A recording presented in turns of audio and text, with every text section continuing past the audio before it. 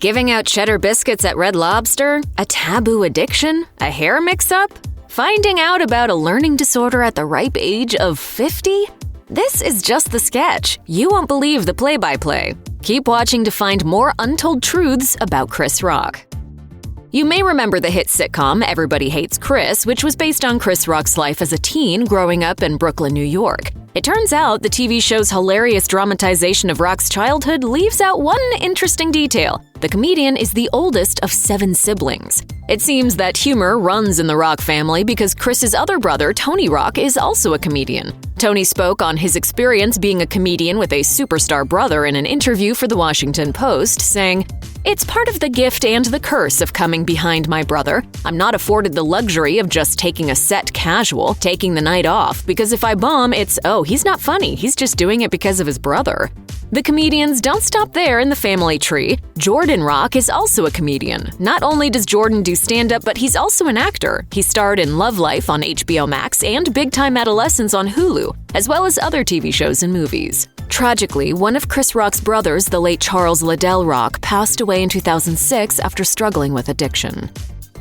Chris Rock is arguably one of America's most popular comedians, and his success may actually be credited to his aspirations when he was just a kid. The down-to-earth actor knew what he wanted to do for a career at only 6 years old, telling Oprah Winfrey for her magazine O, "When I was about 6, I said to myself, wait a minute, I'm dead serious and everyone else is cracking up. I thought, I've got something here, let me learn how to work it." This realization began Rock's journey into the world of comedy. He told Winfrey about his young career goals, adding, "By the time I was 7 or 8, I wanted to be a comedy writer. When I'd see the credits roll after a comedy show, I'd say to myself, I'm going to write for one of these shows one day." Rock's early ambitions seem to have paid off. We chose you this year as one of the 10 most fascinating people. Yes, because I hit 69 home runs. He's not only a successful comedian, but he also has numerous writing, producing, and directing credits under his belt. Chris Rock may be a Brooklynite, but he was actually born in Andrews, South Carolina in 1965. His family first relocated to Crown Heights, then Bedford-Stuyvesant when Rock was 6 years old. For education, he was bused to school in, quote, the poor white district of Garrettson Beach in Brooklyn, according to Rolling Stone. While attending a predominantly white school, Rock endured intense bullying because of his race. Years later, Rock reflected back at his difficult childhood and those that hurt him. In an interview on CBS Sunday Morning, Rock admitted to feeling damaged from those early days at school. He explained that his environment, coupled with the fact that some of his younger brothers were once Black Israelites, created a, quote, cloud of rage around him. He later admitted he's forgiven his bullies, explaining that he likes to believe those people learned from their mistakes and changed for the better. He told CBS, "It made me who I am. Even in all the misery, there was always that Brad Pitt, 12 years a slave white person that was nice."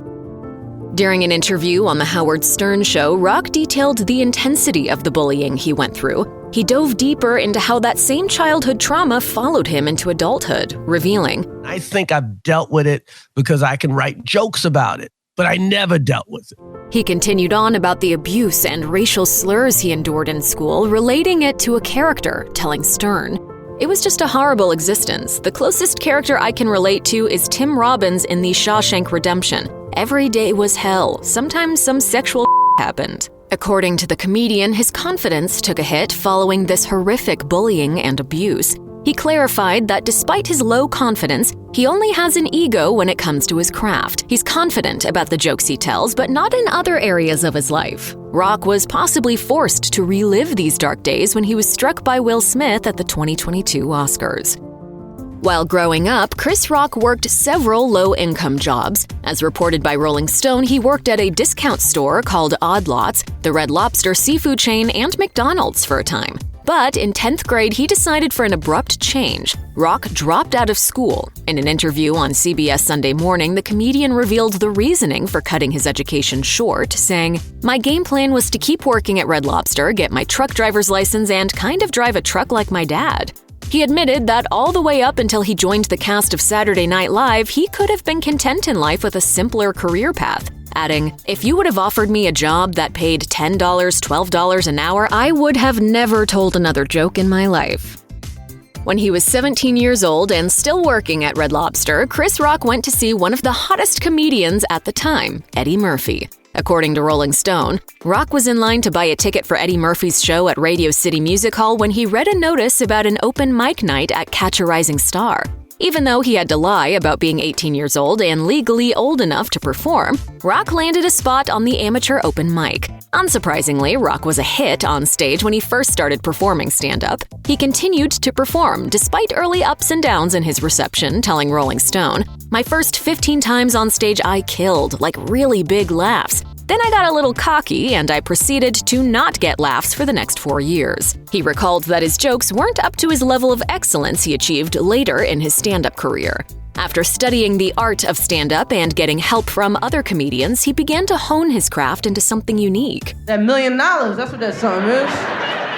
Rock explained that he and comedian Colin Quinn spent most days together, analyzing their performances and dreaming of being among the greatest stand-ups. As a young man who was just beginning to find his footing in the comedy scene, Chris Rock's world would forever change when he turned 24. In 1989, his father died. In an interview with Oprah, he explained how the event altered his outlook on life, saying, "I realized that none of us should take things too seriously because everything except death works itself out. No matter what happens or how difficult things become, you will eventually feel better." He also confessed that he became partly nihilistic. Rock confessed to Rolling Stone that it was hard for him to feel emotions, explaining, "There is something about your dad dying that makes you go, what's the point? What's the point of any of this? What's the point of taking this test in school?" Sadly, his father didn't get to see the height of Rock's success. Though Rock revealed his dad had a chance to meet with Eddie Murphy before he died, it didn't help take all the pain away. Rock said one of the worst parts was losing a support system, adding, "When your dad dies, you know you're alone." In the 80s, Chris Rock continued to develop his presence as a stand-up comedian. Then he was recruited to use those comedic skills on live television. In 1990, Saturday Night Live welcomed Rock as one of its newest cast members. Marcy Klein, one of the show's producers, recalled the hype surrounding Rock as he was set to join, reminiscing, "There was a lot of pressure, more than on any cast member I've ever seen come in here, since Eddie Murphy, who saved the show during the 5 years producer Lorne Michaels wasn't here." Rock stayed on for 3 seasons, but admits he never quite found his footing on the sketch comedy series, confessing, "I never worked as hard as I should have at SNL. I wasn't getting sleep and I wasn't eating, and the focus was all off, fluffing lines." Instead, he remembers a lot of partying. Instead of focusing on sketches, he was distracted outside the studio. The comedian ultimately left because of another opportunity. In Living Color offered Rock a starring role in the sketch TV show, but Rock later returned to Saturday Night Live as a host. Conan O'Brien, a former SNL writer, shared his opinion on Rock's performance, saying, "He came out there, completely grabbed the show, almost to show how far he had come." Chris Rock experienced a comedian's worst nightmare soon after his career took off. The star opened up about an embarrassing ordeal while being interviewed by Hollywood director Judd Apatow for Vanity Fair in 2012. When asked about his professional low point, Rock explained he was once upstaged by Martin Lawrence at his own show. At the time, Lawrence was still trying to make a name for himself. In fact, the comedian was Rock's opening act that night. Rock revealed to Apatow, "I never used to watch the opening acts, but I was in my dressing room and I heard a roar. I got up to see what was going on. I thought it was a fight or something. So I got up and went to the side of the stage. When I got there, I realized it wasn't a fight. It was people laughing so hard that the building was shaking. People were crying, standing, stomping their feet, screaming laughter. I was terrified." This humbling moment was likely needed at this point in the comedian's career. He confessed to Apatow that he let his post-Saturday Night Live fame get to his head. Thankfully, though, Rock was able to bounce back from the experience. He even went on to star alongside Lawrence in Death at a Funeral, so it seems there was no bad blood between the two talented comedians. Although Chris Rock always had a passion for comedy, he also contemplated going into broadcast journalism. He opened up to Oprah Winfrey about how his educational background reflected his interest in the field, sharing, "After I left high school and got my GED, I studied broadcast journalism for a year at a community college. Though part of me had always wanted to be a comedian, another part of me had always wanted to be Bryant Gumbel or Dan Rather." However, Rock had a change of heart when he realized why broadcast journalism wasn't a good fit for him. When Oprah asked about his passion for the field, Rock replied, "It's gone. Broadcast journalism involves presenting other people's words."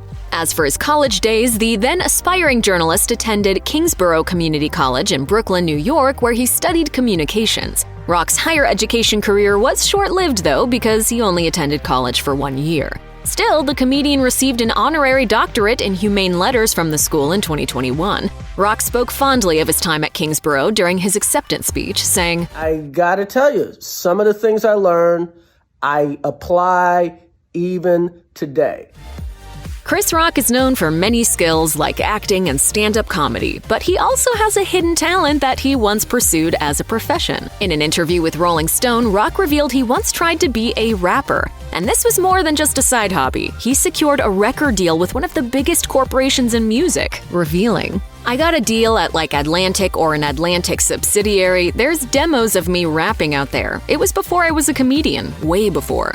According to Rock, his delivery on the mic in the studio was slightly different from his delivery as a stand-up comedian. He explained that his style was to hype listeners up, and he would say, I'm Chris Rock and I want you to know that these are the breaks. Eventually, his rap career went away. He admitted that if he knew the future of rap, he might have stuck with the music industry, adding, honestly, if I had any idea that DJs would make as much as they make now. He did admit that he occasionally still likes to rap, just not where people might recognize him. Rock revealed that sometimes when he traveled to different countries, he would get up on stage to spin. Back in 2018, Chris Rock talked about police violence in his stand-up special, Tambourine. He talked about police forces in the frame that other professions, like pilots, aren't allowed to have a few bad apples. It's just a few bad apples. Bad apple. That's a lovely name for murderer. At the time, before the Black Lives Matter protests, Rock received mixed reviews. The comedian remembered after the special aired, sharing with the New York Times, I got a lot of flack over that cop thing. There was a lot of people trying to start a fire that never really picked up. 2 years later, the discussion finally gained support in greater numbers. According to the comedian, the discussion and protests associated with Black Lives Matter is, quote, the second great civil rights movement. In his CBS Sunday Morning interview, Rock revealed, most of my dealings with the police are good. But he also confessed there is still a percentage of times that aren't so good. Even as a famous comedian, he was once stopped right near his home by a police officer. He said, you don't live around here, do you? And I'm looking at him like, no, you don't live around here. Throughout his career, Chris Rock has been involved with an impressive array of projects. Though he's known for his stand-up skills as an actor, he can play anything from silly to scary and everything in between. Rock has appeared in several Adam Sandler films, provided his voice to films like Madagascar, and appeared as a sheriff in the Old Town Road music video movie by Lil Nas X. He's also appeared in more indie films like 2 Days in New York, the 2012 film by Julie Delpy. Off-screen, Rock once performed on Broadway in 2011 in the play The and the Hat. According to The Guardian, during his performances, Rock was calm, confident, and completely immersed in his role. Rock said the experience taught him how to respect acting in a new way. There are also a lot of projects with Rock that never saw the light of day. He revealed to the New York Times that he was supposed to appear in a film by director Robert Altman called Hands on a Hard Body, as Rock explained. We were going over my character and I was so excited about doing the movie, and he died. Rock was also supposed to play a part in Superman Lives, Tim Burton's superhero movie, which planned to star Nicolas Cage as the title character. Rock recalled Burton showing him the models of the sets for Superman, but unfortunately, the movie was canceled. In addition to being the funny guy that everyone watches, Chris Rock also used his talents behind the camera. In 2003, he directed Head of State, about a man who becomes the first black president. This was years before President Barack Obama made this fictional dream a reality in 2009. Rock also directed the 2007 film I Think I Love My Wife, and he independently made the movie Top 5. As Rock explained it to Rolling Stone, his triple threat skill set of writing, directing, and acting wasn't always a dream, confessing, it's not a key ambition. If someone was going to hand me something like Top 5, I'd be more than happy to act in it. I've got arty taste, which is great and not great at the same time. Rock also uses his influence and eye for the next best thing to promote others. He revealed to the New York Times, I once had a production overall deal at HBO and I came in with one person to sell a talk show with them, and they wouldn't. That person's name is Wendy Williams. The comedian estimated that the deal with the future talk show host could have made him $100 million. In 2001, Chris Rock and his wife, Malak Compton Rock, of 5 years, decided to grow their family. However, 15 years and 2 children later, the Rocks revealed they were getting a divorce. In an interview with Rolling Stone, Rock explained that the separation left him in a completely new place. The comedian also revealed that he cheated on his wife with 3 different women. He felt remorse for his actions, confessing, "You get to reset. It's not a breakdown, but something in your life broke down. Your significant other, if they really love you, has a high opinion of you, and you let them down." In the aftermath of the divorce, he mentioned that some days he felt especially sad, but he was at least grateful that, as he told The Guardian, "My daughters are good and I'm only an hour away. 2 houses close by. It's good." During his Netflix stand-up special, Tambourine, Chris Rock was candid with the audience about this once-secret passion. He revealed that he used to be addicted to pornography. Among the problems contributing to his previous marriage, one of them was his obsession with adult content. Dude, I was not like a good husband. I was up, you know. I was addicted to porn. He framed the discussion around the billion-dollar industry, noting that others may have a similar issue. According to the comedian, watching too much made him, quote, desensitized, further explaining that the more he watched, the more his desires became absurd and unrealistic. Rock said the addiction started to affect his real life, claiming he was 15 minutes late everywhere. He also shared that by watching an excessive amount, he had a, quote, hard time with eye contact and verbal cues. Fortunately, Chris Rock was able to recognize his addiction and claims he's doing a lot better now. When the world changed from the COVID-19 pandemic, Chris Rock focused on self-improvement. In his CBS Sunday Morning interview, the comedian revealed that he started therapy sessions, but he did it more than just occasionally like he had prior to the pandemic. After COVID-19, he revealed that on average he spent 7 hours a week in therapy and would go usually every day. Thanks to the sessions, he was able to recognize the weak spots in his behaviors and past, admitting, "Sometimes I wasn't kind, and sometimes I wasn't listening, and sometimes I was selfish. On the outside, it looks like I'm this daring person, but boy, can I play it safe. I need to jump in the pool a little bit." The actor was also alluding to his new skill set. Rock decided to learn how to swim for the first time as a result of the pandemic and his therapy sessions. According to Rock, the physical act of learning to swim also helped him improve in all areas of life. Chris Rock got candid about being diagnosed with a learning disorder in his 50s in an in-depth interview with The Hollywood Reporter. It was always something a little off, and I couldn't put my finger on it. After hours of testing, doctors concluded that the comedian has been living with nonverbal learning disorder, or NVLD.